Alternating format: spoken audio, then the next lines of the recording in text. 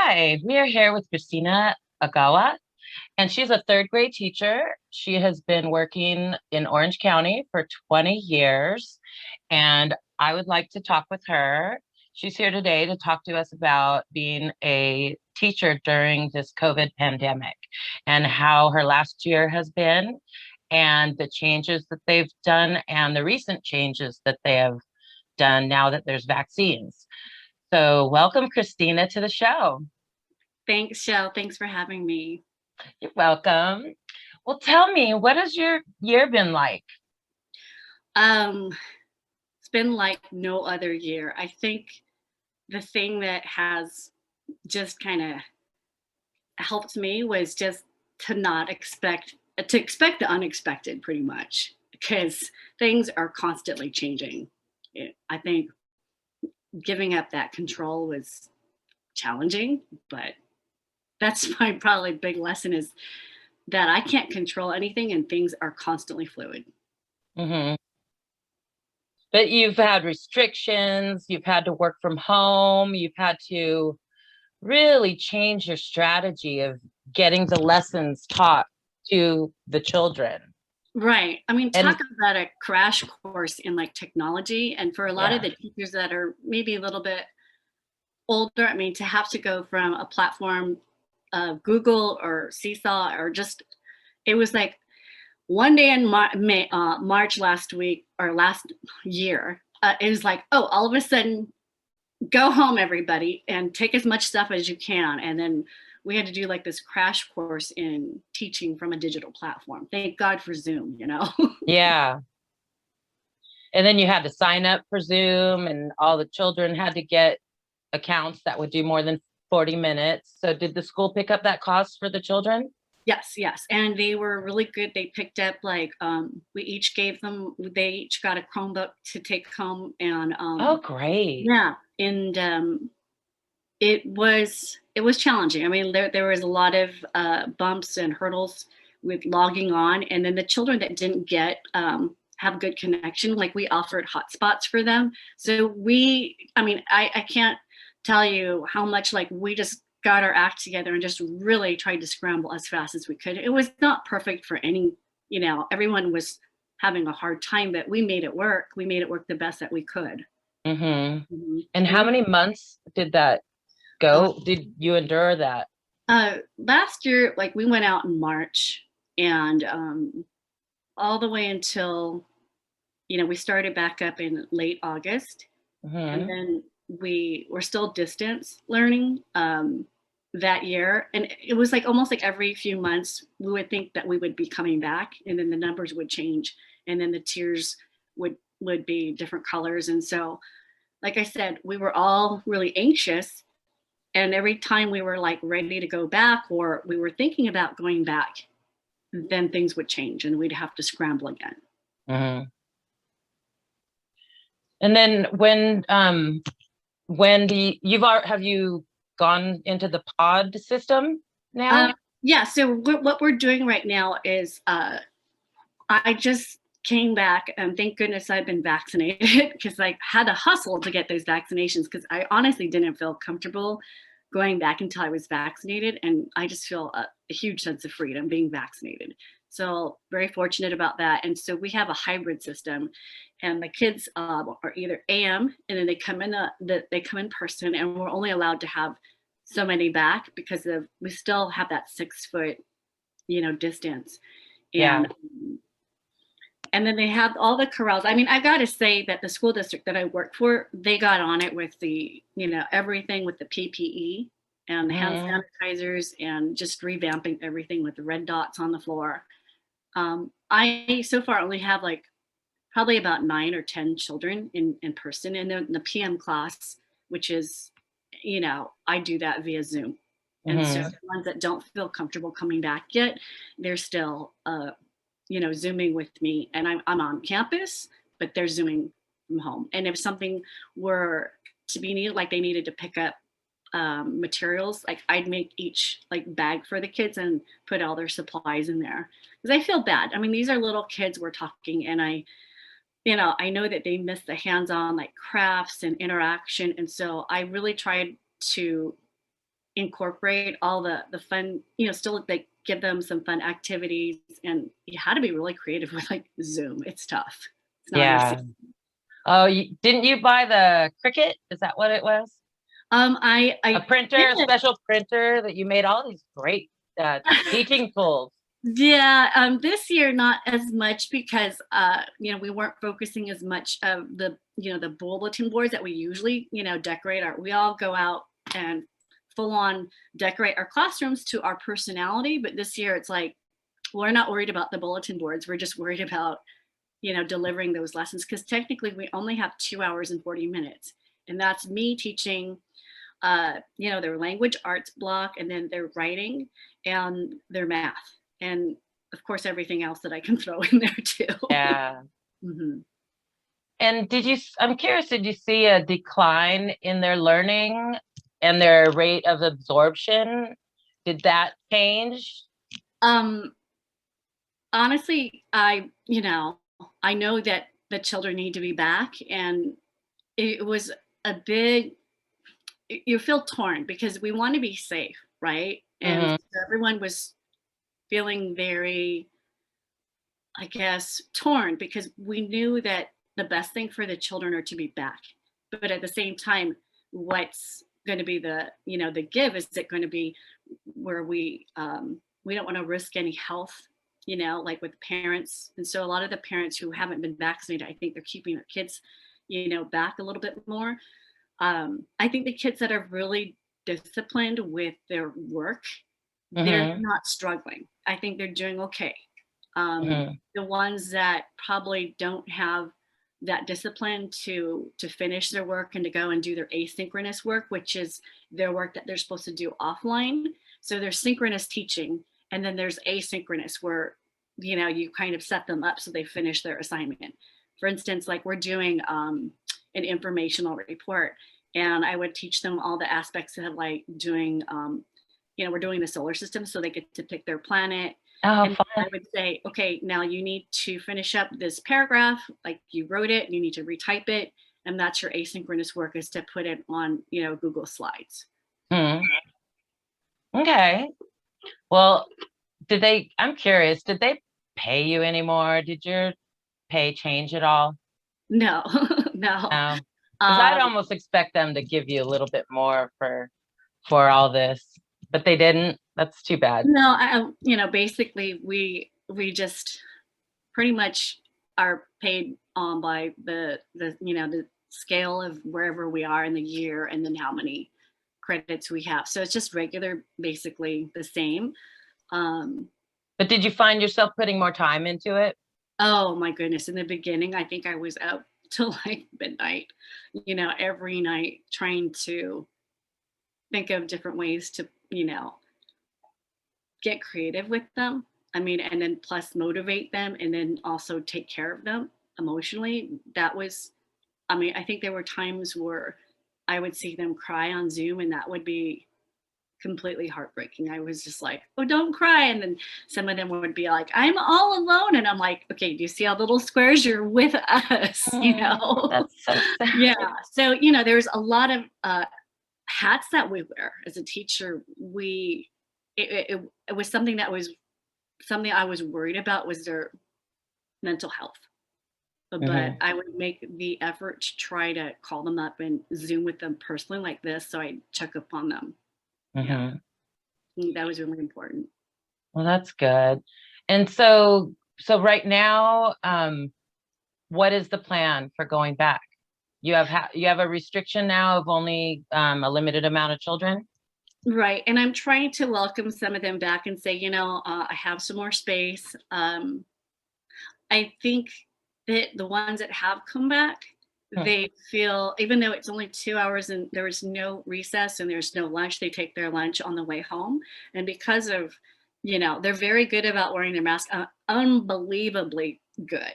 Oh, Like good. you have like a little bit of running time where after they go on their restroom break. So everything's very planned. So we are allowed to go on our restroom break at 9:20, and we get like a few minutes of the break to go to the bathroom. And when I come back out, I have them run like a lap because they want to get their wigglies out. Their wigglies out. Cute. And then I thought, oh my goodness, they're running their lap and they still have their mask on. And I was just like, wow, what troopers they are. They really are very well behaved and very, I think, happy to be back at school. You know, they try to socialize with each other, but I'm like, 6 feet, 6 feet.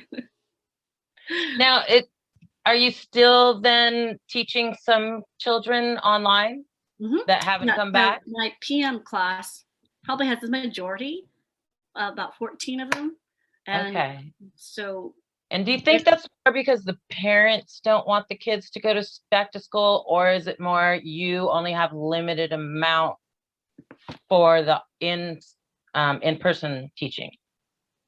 I think I'm open to having more, and then we could fit probably up to, I would say, safely 15 students.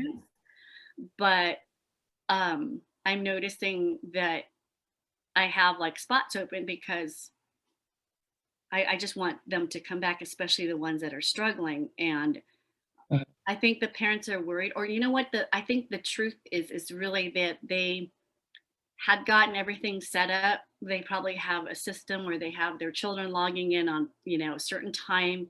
They probably have babysitters set up, or they have their, you know, work situation set up. And so for them to go through that many changes and for them to come back to school, back and forth, I think some of them just made that decision. Okay, we only have like 2 or 3 more months and we're going to just keep our kids at home because of probably that variant they're worried about. And I can't blame them. You know, I don't blame them. Yeah. And is it going to get to a point where you or the county or the city of Garden Grove, will they put a restriction, or are they starting to say kids need to be vaccinated before they come back to school by a certain date? Any of that going on? Because there is controversy, of course, vaccinating children. And how do you feel about that? At this time, I don't think there's a vaccine that's safe for kids that are the ones that I'm teaching. Okay. And honestly, I could say my own 2 children have been vaccinated. They're 16 and 19. And so, but I think that as from what I understand, we cannot force the vaccine even on our staff. There's some that are opting not to get vaccinated, and you know, I'm thinking, okay, well, that's their choice. Yeah. For me, I feel a lot more. I feel this lift of this burden. Yeah. You know, and it's never going to be perfect where everyone sits 6 feet. I heard that during the fall, though, to answer, I think maybe one of your questions is they're going to probably not have those restrictions of the 6 feet in the fall. That's what I predict. Okay. Or I've heard like word. Okay. So they're essentially looking for the herd immunity. I think so. Yeah, which I hope happens. I mean, I think there might be still a mask mandate, but I think from what I heard through the grapevine, we're going to just go back and there's not going to be that 6 foot distance. And I just pray that the variant doesn't, you know, get worse. Yeah, because people are still getting sick even after getting the shot. So we're in a fuzzy time, you know, with facts right now, and it's uncertain. So you're doing the best you can, right? That's all we can do. Yeah. So I would imagine you're excited to get back to normalcy, right? Yeah, I mean, seeing the kids in person, it's almost like surreal, because when they come, I've never like really, I haven't taught them in person until recently. And so when they came with their mask on, I'm like, oh my goodness. I was like, oh, you're so tall. Like one of them came back today because I really convinced her. I said, you know what? I have space. If your mom feels okay, you know, you can come back. I have a seat for you. And so she said, yeah, you know, and she was really good. She goes, you know, I think I would like to raise my grades and I'd like to come back. And I'm like, oh, so sweet. Okay, good. So she came back, and today was the first time teaching her. And I was like, you're so tall and your hair is so long. It's like kind of interesting to see them in person. Yeah. And seeing their personalities. I think they're now like happy with the small things. So that's really really really cute. Nice to see.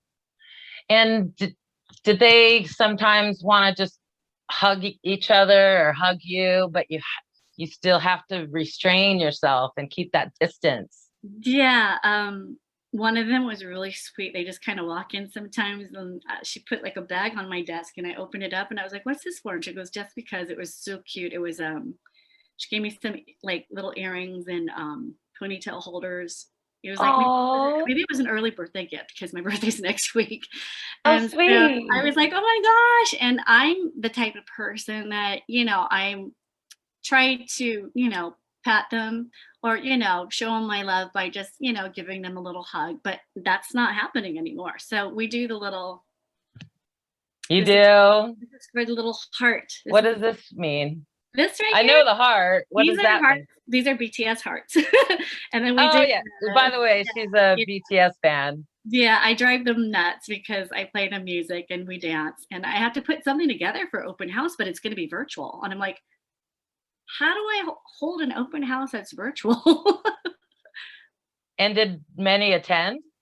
Well, we're supposed to have it at the end of May. That should be very interesting. So it's kind of up to what we kind of come up with, whether it be like a video of them giving their little reports, or my kind of hopes are to do a little dance routine, Like, Ah, yeah, I that's mean, so you. yeah, that is really me. And then the ones on Zoom, they dance too. It's really cute. I'm like, y'all have to get up. And they're like, really? And I'm like, get up. We're playing dynamite.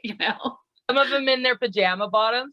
No, no, actually they've got, I mean, I have to say they are they've adjusted pretty well with being on time, and some of them, they might lie down and I'm like, you know what, get up. I've been a student too, so get up and turn on your camera. Like I insist all of them have their camera on.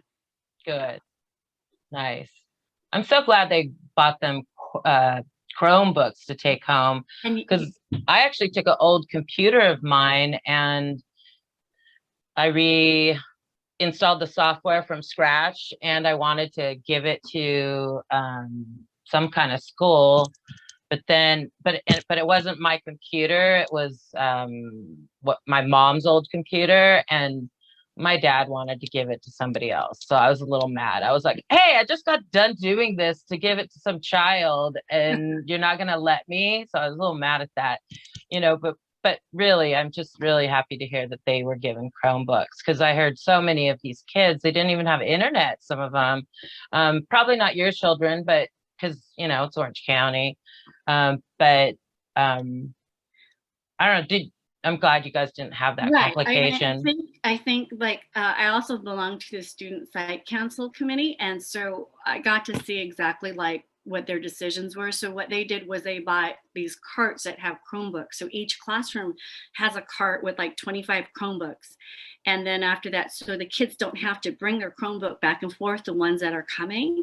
They can just use the ones in the classroom and put those away at the end of the day or and at the end of their class, and then they go home and their Chromebooks are there already. So they have two technically, one in the Oh wow, classroom, that's great. one that they use. That's the schools, of course. And Hmm.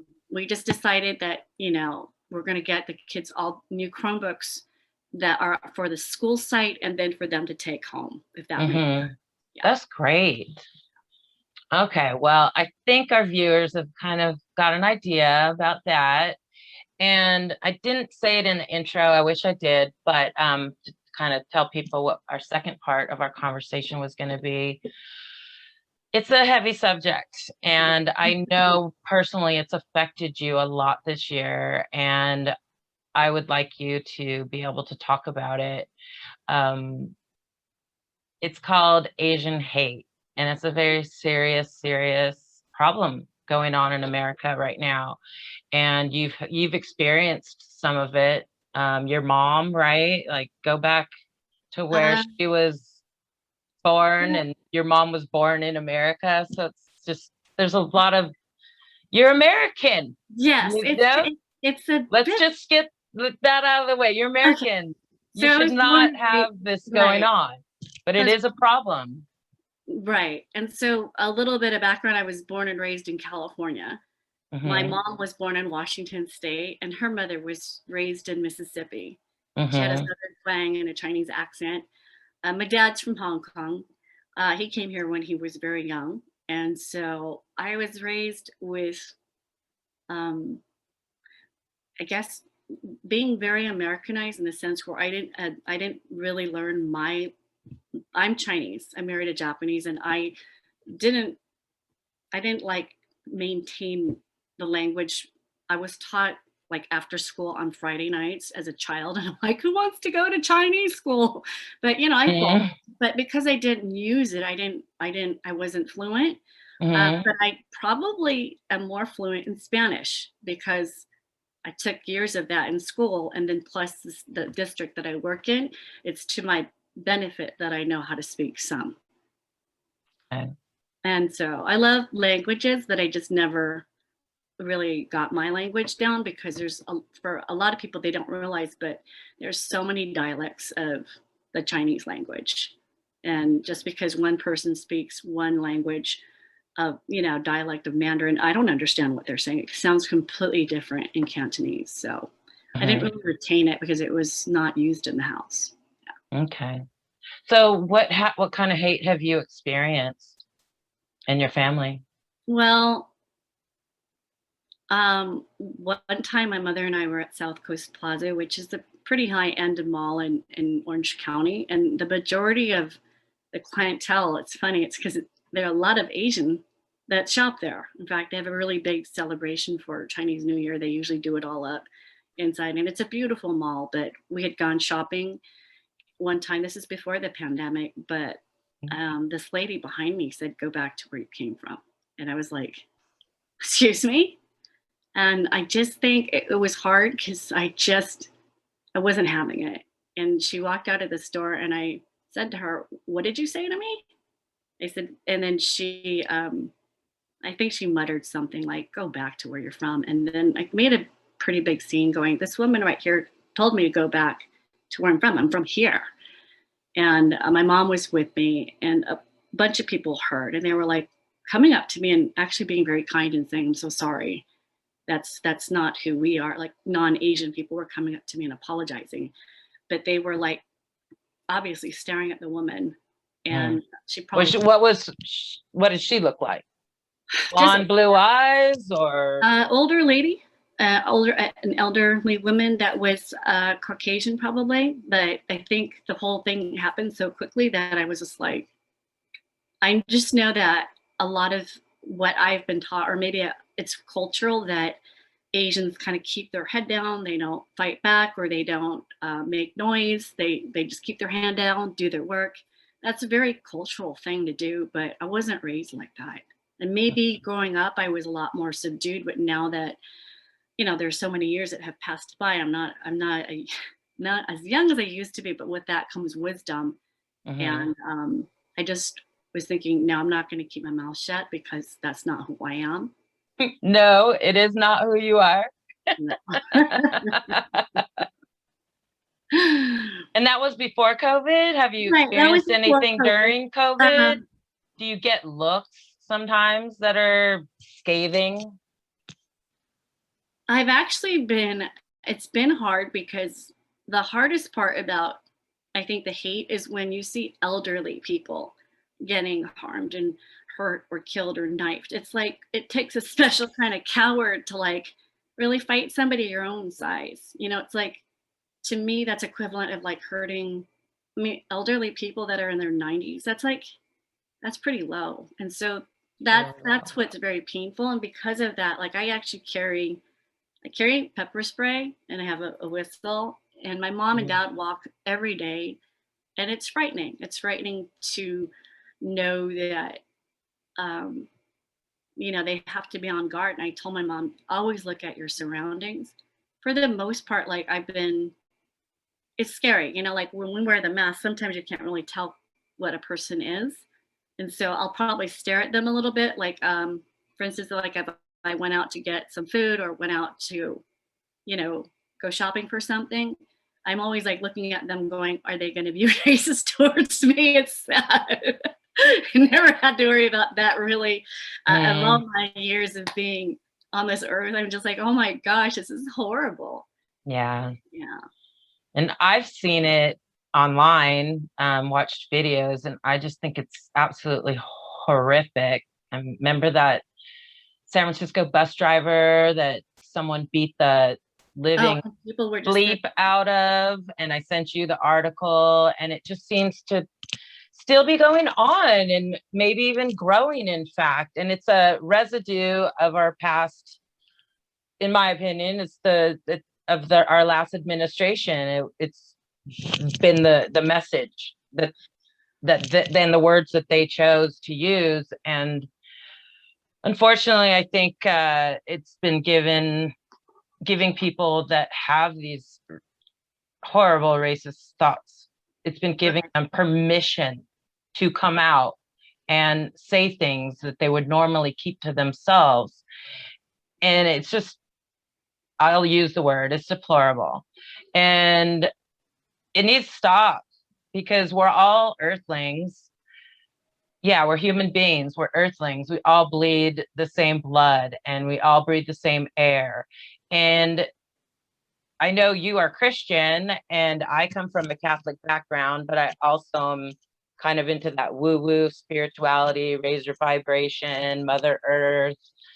That's part of me as well. But I know you go to church every Sunday, and as a Christian, you're supposed to treat people like you would like to be treated.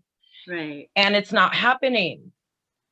And therefore, how do we change this? Do you have any ideas how we change this? Well, I guess exactly what this is like perfect the platform that you're giving me an opportunity to share and through some of my experiences. Um, the thing that has been really difficult is this is 2021. It's not 1961 or whatever, 1921. It's like Mm-hmm. I made recently, posters. My friend and I went to a rally, and I was very fortunate to be able to speak at that rally of just what was on my heart. Mm-hmm. For example, the model minority. I want to explain a little bit about that. Like, I said that I wish that people would see me for just me and not all these attachments, of what Yeah. is expected of an Asian American woman. Uh, Mm-hmm. I don't like rice, you know. You don't? No, I don't. And my second language, if I had a second language, would be Spanish. So it's like Okay. I kind of want to tell people don't judge a book by its cover, Mm-hmm. and not that I'm not trying to be Asian. There are some beautiful things of my culture that I wish people would embrace a bit. For instance, this is what I thought. I thought, okay, there's so much, like even the food, there's so much different variations of delicious food that the Asian culture has to offer. I love Korean, I love sushi, I love Vietnamese and all that good stuff. And I'm thinking, well, if people are going to be racist, I'm like, you can't be selectively racist. You can't sit there and go into Panda Express and say you hate Chinese people, Right? Like, you can't Yeah. get boba if you're hating on Asians, because where do you think that came from? It's like if you're going to patronize somewhere where it says Asian chicken salad, well, does that mean that you don't like that salad because it has the word Asian on it? It was like, be consistent. If you're going to hate on my kind of people, then stay away from anything that has, take all your stuff from China and burn Mm-hmm. it. It's like, take half their houses are probably spilled with things from China. And it's like, okay, we are living in 2021. I think people have to really take a step back and see, is this effective? Or is this if you annihilate all the Asians, do you think the pandemic is going to go away? You know, Mm-hmm. People want And escape. it won't. Yeah, I'll answer you that. It won't. right. It's absolutely, there's no connection at all. Right. And you're right. The rhetoric that was given to us by the past administration, I saw it coming. Like, I begged people. I said, no, please don't call it the Kung Flu. That is not funny. And don't call it the China virus, because that is basically putting a target and saying it's our fault. And Mm-hmm. when you start to kind of fill a person's mind with that same recording or whatever, a rhetoric, then people are going to start trying to lash out, and it's really sad, but it kind of reminded me of when Hitler was in power. He started his whole thing with um, kind of like that propaganda, like let's blame. Right, because I had been part of a task force for anti-hate for my district, and he wanted to blame them for the Great Depression. People were angry, they were tired, and this is what happened. And I honestly thought this is what's going to happen to us if the same, administration had been in power for going on still. So I am grateful that there are changes being made. Mhm. There should be laws that protect um, anti-hate, Yes. Hmm. especially And I've spent the year worrying about you, because we so sweet. audience, we go way back, Oh me yeah, and me and my girlfriend. yeah.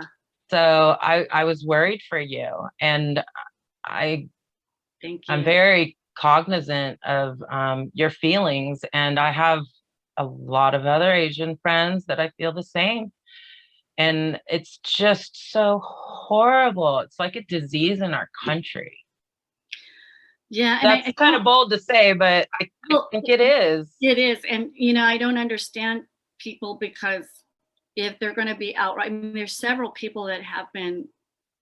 Yeah, I don't want to use the word cancel culture, but if you're going to be on doing something racist and somebody records it and that goes viral, there's people that I don't know. The guy in Monterey, I mean, he got fired.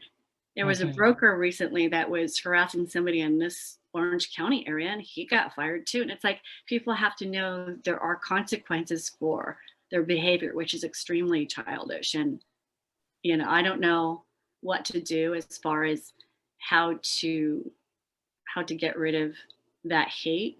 Like I said, maybe people have been really influenced with the previous administration.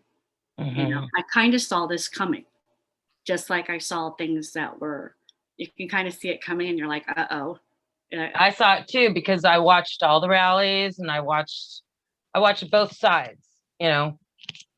I was very I was very concerned about the country, so I took it as a duty that I had to watch what messages were being given to and from this administration. So I felt like I needed to hear it. And I know a lot of people just that didn't like the past administration, they would just try to ignore it and block it. So they would not really understand the dynamics. And they weren't like you and I, where we could see the writing on the wall. We could see the future. We could see Right. these little seeds that were getting planted that were going to turn and grow and become a problem, in my opinion. So it's just devastating. The Anybody that is any form of Asian, is that, am I saying it Yeah. right? It, Asian American Pacific Asian Islander. American Pacific, yeah. I So mean, my, remember I told you I'm even through my DNA report, I'm 4% Asian. It kind of blows my mind. So, I don't look like it, but when I saw that on my DNA, I thought, well, this is in a way my cause too, although I'm not getting any racism towards me because I don't look it, but I have a little bit of blood in there of me. So I, I it I breaks guess, my heart. It breaks my heart, really. It and I does. think it's so great that people like you want to actually raise awareness and not turn, because compliance is, that's just as, that's bad. That's like pretending. I don't know if you saw, but there was a woman that was kicked pretty badly in New York, and it was so hard to watch. But I'm not gentlemen, the two security or three security guards shut the door, and I was like absolutely appalled. Shut the You door to let it keep going. Yeah, yeah. The guy was, I mean, he pretty much stomped on her face and kicked her. She was on her way to church, this poor woman in, I think it was Manhattan or New York, and she was just moving around. She's Filipino, and the guy just punched her in the stomach. And then when she was on the floor, he kicked her or stomped on her face. She was in the hospital, and guys that were inside, they closed the door. It's on the news. It was horrible, but it turns out that the guy, he had killed his mother, so he wasn't right in the first place. But still, Oh gosh. it is really hard to see, the crimes. But one good thing that I can find out of this, and this is what my hopes are for the future, is that I would love to have my grandchildren say, or the future children see somebody. I would like to see representation, Hmm. basically. I would love to have a superhero that's Asian. I would love to have somebody on the cover of People magazine that's Asian, and not just like a quarter or a half, but um, I Hey, look forward. Parasite won movie of the year last year, Yeah, and and it was a subtitled movie. I yeah, watched it. Um, so e- there are some changes happening. I It's hope so. slow, but there are some things that are changing for the good. And the Unfortunately, we have a systemic problem still. The root has not been pulled out. No. And the good thing is that I think a lot of other, um, my hopes are that people stand in solidarity, because that's what needs to happen. It's not, oh, just Black Lives Matter or Asian Lives Matter. It's like, you know what?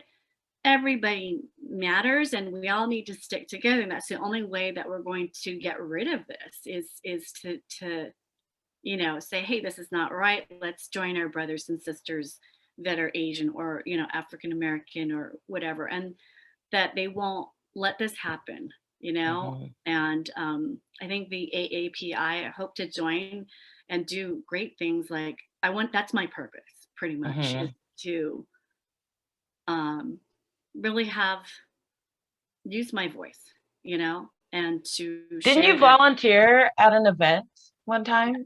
I went to a rally, and I was given opportunity to speak, and they just kind of left it open, and I was like, oh sure, I'd love to grab the mic and speak, and it was really good. Where Yeah. was this? This is in Irvine, in front of the city hall, and Okay. I'd love to do more work. I don't know what's going to. I know a lot of people are putting together committees, and I see lots of probably people that wouldn't normally speak out. And there was one video that went out with a gentleman who was older, and he served for his country. And I mean, he had a bit of an accent, but he was raised in America. He served, and he was, I don't know what his title was, but he was, very important person up there. And he actually took his shirt off one time and said, "Is this patriotic enough for you?" And showed this gigantic scar, which shocked everybody, from serving for our country. And For America. yeah, and he was Chinese, and he's like, "Is this patriotic enough?" Enough? Yeah. Yeah. So I was like shocked. I was like, good for him for, standing up and saying stuff. So Hmm. Yeah, we need more of that. And I'm sorry, but I just really would like all those people to get a clue and to just realize that we're all fellow earthlings. Treat somebody the way you would like to be treated. Period. yeah, it's hard. Why aren't the parents teaching their children this? I know you can't answer that. That's just a hypothetical. Um, but I think it's part of what you were saying about the older people. Well, you were mentioning older people, but in a different way. But I'm going to introduce the old people in a different from a different angle. There's a lot of older people that were raised to be racist. When was it the Chinese that with their cues, right?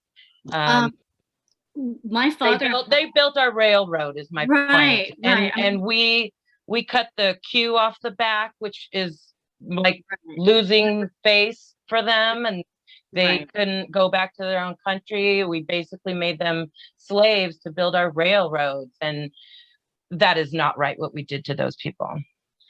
Yeah, I think what was really tough is my husband's father. He's not with us anymore, but he had been raised in the internment camp during the time when Pearl Harbor was bombed, and they took all the Japanese Americans, and they had to be forced to go into an internment camp and live, because they were thought of as traitors. And so, because of that, a lot of the Japanese American culture, or the Japanese culture, was they were asked to assimilate to America. So there's quite a few friends that I have that are Japanese, and I'm like, do you have your language? And they were like, no, because our parents were born in an internment camp or raised, and they were forced to like kind of assimilate, and they lost all their property and their homes. Oh, really? I mean, later on, the government realized they made a very big mistake and gave each person that was born or raised in that camp or had to endure that camp like a compensation, but it was nowhere near what they had lost. And so Yeah. my The father, reparations, they still called it reparations, probably. Mhm. Yeah. I I didn't even know that that happened until maybe 10 years ago. I learned about it and I was appalled. I was shocked. I mean, this was on our soil with our people here, and we put them in a camp Yeah, just because of their race, but they're our people. I mean, it broke my heart understanding that and seeing the photographs and the images. It's just wrong. right. Like I guess, like a lot of people, like Christina Ogawa, her mom was born in a camp, the camps. And then the really tough thing for my father-in-law was he had to serve our country too. So imagine having everything taken away Yeah. and then having to serve, and like he was like literally sleeping in swamps with his rifle. It was so Yeah. tough. And so I think I wish he were still around because I believe that if he were given a chance to speak, it'd Mm, be very cathartic for him mm, because it hurt and he just kind of squashed it down. And that's kind of a lot of times, I mean, I don't want to generalize, but from what I know from, you know, my husband's family, a lot of things, if you just don't talk about it, we don't want to address the big elephant in the room because it's not PC or it's not appropriate to bring up difficult subjects. And so mhm. now I think people are saying, okay, let's have, and I recently saw um, a gathering where people who had been in the camps to have that time of healing and a discussion time. And that wasn't given after that. So this is maybe there's some positive to it, Mhm. people are able to share and have a safe place to talk about their experiences. Mhm.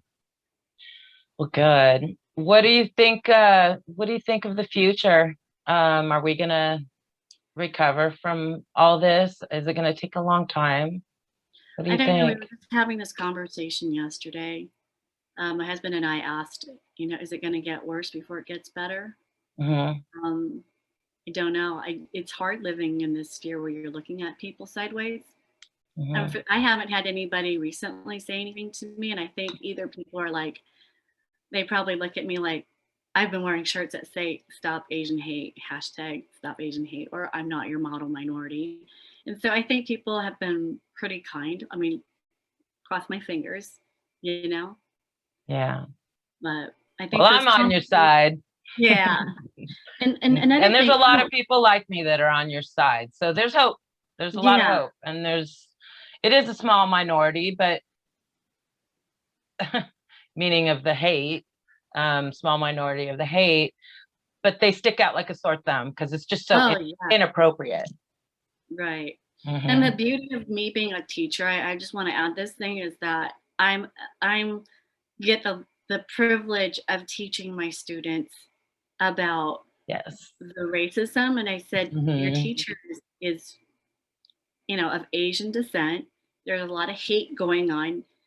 But and then we did a huge thing before in February about Martin Luther King, and I told my kids, and I hope this doesn't sound weird, but I said, starting to feel a little bit like relating to Martin Luther King because I'm actually going to a rally. We did a huge report on him and made sure to explain about the holiday and the whole history of him. And then now I'm bringing up, okay, now I'm kind of in that situation, and I teach them about it's wrong to hate somebody for their color. So sometimes I think third graders are more they're just they're so refreshing to teach because they know better than some adults. Yeah. Yeah, and Yeah, so because they're being molded and they're listening to you and other people, and hopefully that sticks in their mind and they grow up to be a loving, caring, compassionate, empathetic person to everybody. and you get a chance to help Right. build the building blocks to being a really good human being. So we're lucky to have you as a teacher. Well, thank you. Yeah.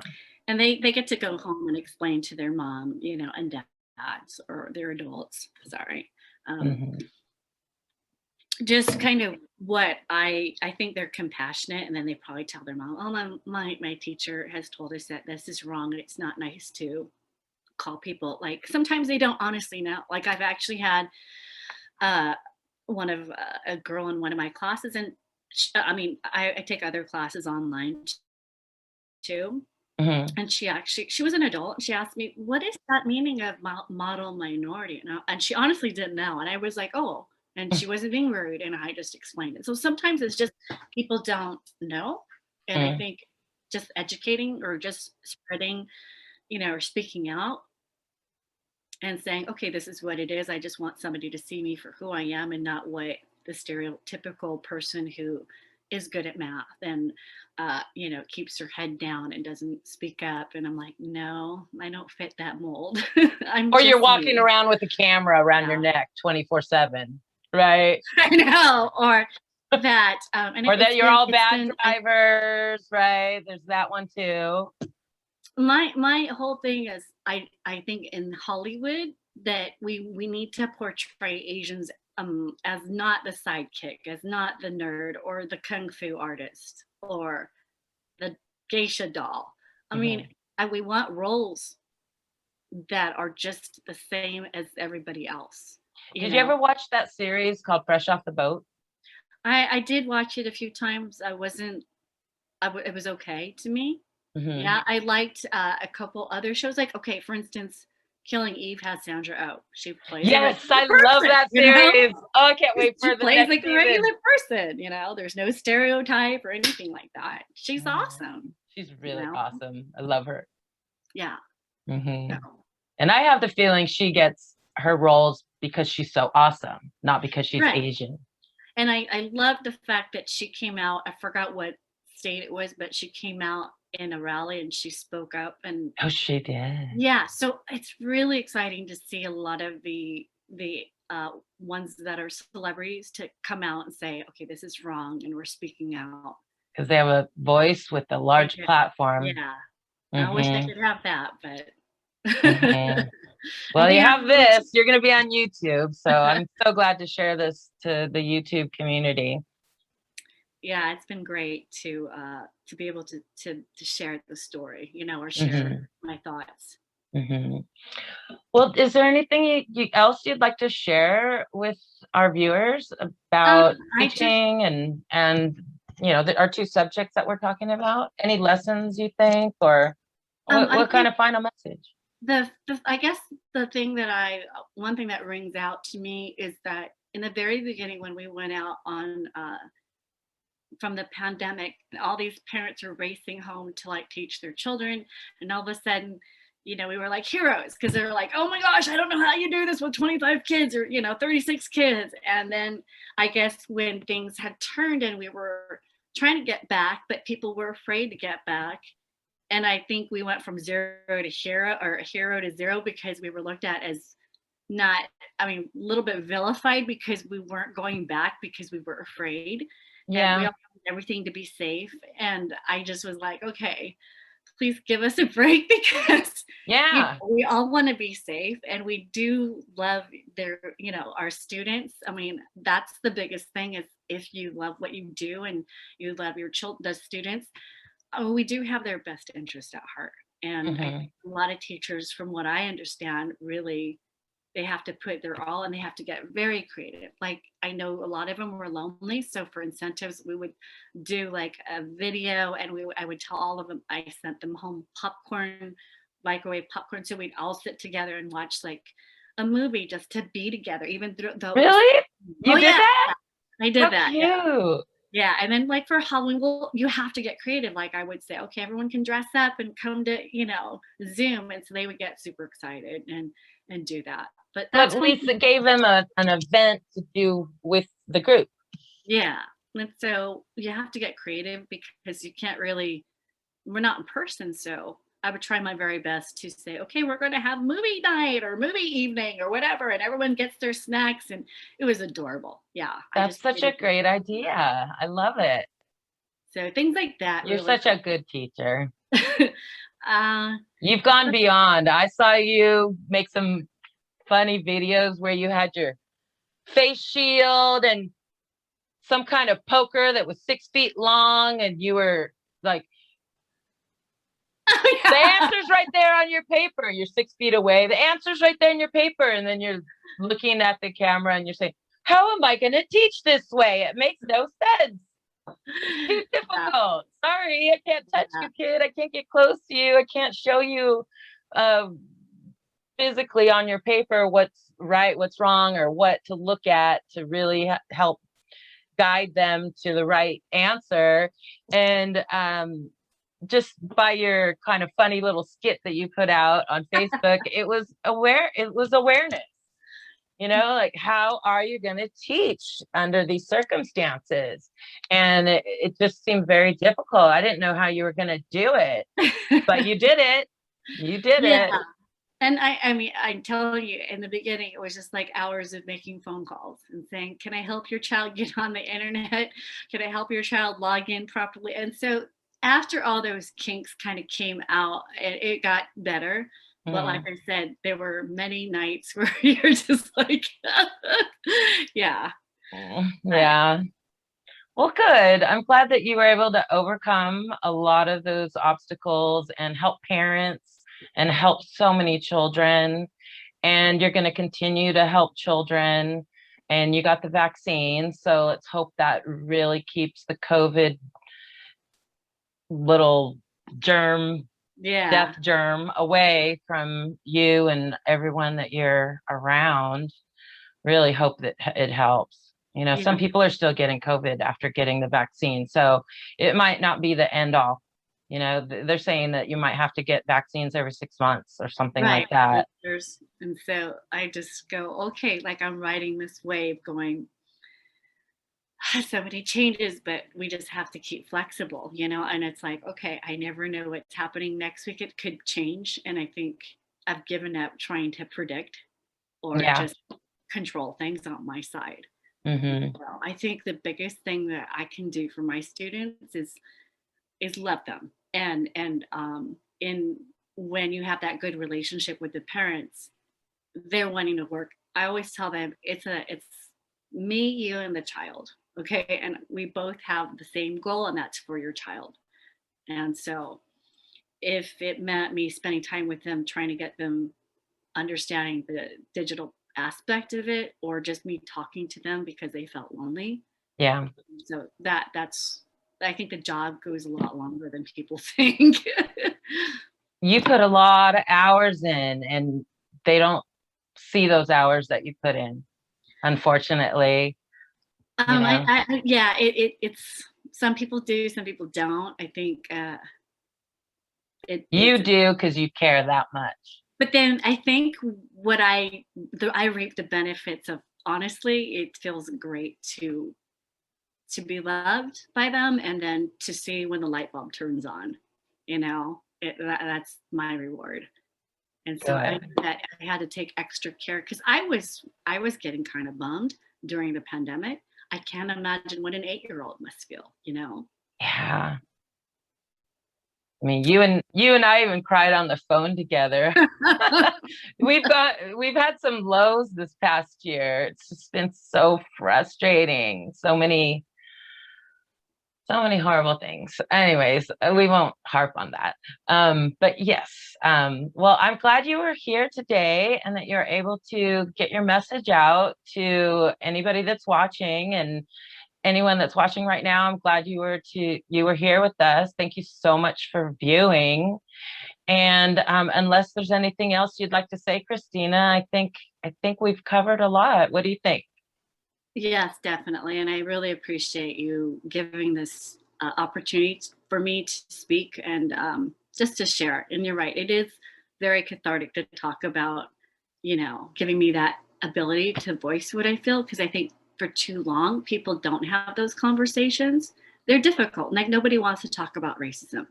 Yeah. And even for my immediate family, it's hard. You know, it's very painful at times. Hmm. But like I said, having this opportunity to share and make people aware that Hmm. the stereotypes, I'm, you know, give all of us a chance because we're not we're not put in a little box that's very narrow minded. And if you're put in this, like, if you're thinking, like, if you're in a cage, like, I think, like, for instance, if you take a turtle and you put the turtle in a, like, small tank and it lives there, the turtle Yeah. grows so big. But if you keep increasing the size of the living space for that turtle, sorry, it just came up the top of my head, but the Hmm. turtle can thrive and grow bigger. And it's kind of the same thing with the human mind. It's like, if you consider, if you keep your stuff in this, like, little small box and you refuse to open your mind to different things, you're missing out on all the beauty of what, you know, say the Asian culture has to offer to you, or you may be missing out on a friend that you could really have for life. Yeah. So Like you. we've been through some, we've known each other for a long time, and I'm really We're super. only 21, so we've known each other only 3 years. No, just Yeah. kidding. More like 30 years. Yes, yes. We went to early school together. Yes. Yes. And so thank you so much for sharing your story. I really hope people genuinely listen, and if they have a little bit of racism in them over this, I hope it helps to make them think. And they're putting your face and your voice into their mind, and we're humanizing it, right? Definitely, definitely. And that's what I wanted to do in interviewing you, in addition to talking about the changes that COVID has Hmm. done to the teaching industry, yours in particular. But yes, we really need to talk out about this Asian hate. It's just not subsiding. In fact, it seems to be growing, and I don't like it at all. Yeah, I mean, I'm not sure what the future holds. It might get better. It might get worse before it gets better. And I think when people Hmm. start to call out what is, like, people have to, they say that they have to investigate whether that shooting at that spa was hate related. Hands down, call it what I call a spade a spade. That was a hate crime. Not somebody was having a bad day, you know. Yeah, And so, yeah. yeah. So I just don't want to give any more excuses for, hate is hate, right? Racism Yes, is racism, and people have to realize, okay, this is not right. wrong is wrong. And in fact, I probably am more Americanized than other people are, because I've been here for how long? My parents, my grandmother. And so, is that really fair to say go back to where you came from? I wasn't from Hmm. China. I was born in California, raised. So Hmm. maybe not judge a book by its cover so much. But And just thank on a you. side note, I'm mostly Italian. My mom was Italian, my grandma was Italian, and they were both born here. But my grandmother's parents were born in Italy, and they came over on Ellis Island. And so my grandma did not teach her mom Italian because she wanted her mom to assimilate. I mean, she wanted my mom, her Right. daughter, to assimilate into the American dream. California, the streets were paved in gold. You need to go to California. And my grandmother was raised on a farm in Los Gatos, fruit farmers with billy goats and cows, and making cheese as well as picking the fruit. And um, it's just, there's a culture loss. My mom would Right. go to lunch, bring her lunch to school, and she'd have goat cheese and salami, and she would get made fun of for having that in her lunch. Now it's a gourmet Yep. meal, That's the food to right? eat now. Yeah. Yeah. But I really feel disconnected from the Italian in me because my grandma didn't teach her mom Italian, and therefore my mom didn't teach me Italian. And it was all a plan to Americanize us Italians. Because there was a lot of racism against Italians too. Yeah, it exists with all the different cultures, and it's sad. I mean, I think people just need to stop thinking single-mindedly. Hmm. Yeah. Yeah. Okay. Well, should we wrap this up? Yeah. Okay. Thank you Well, so much for having me, though, Shell. It's been a pleasure, and you are very much welcome. very cathartic to be, just having these conversations. Thank you. Well, thank you out there for watching. And if any of you like this kind of content, please like and subscribe to my channel. And I will be back with another interview soon. So thank you so much for watching and have a really nice day. Bye.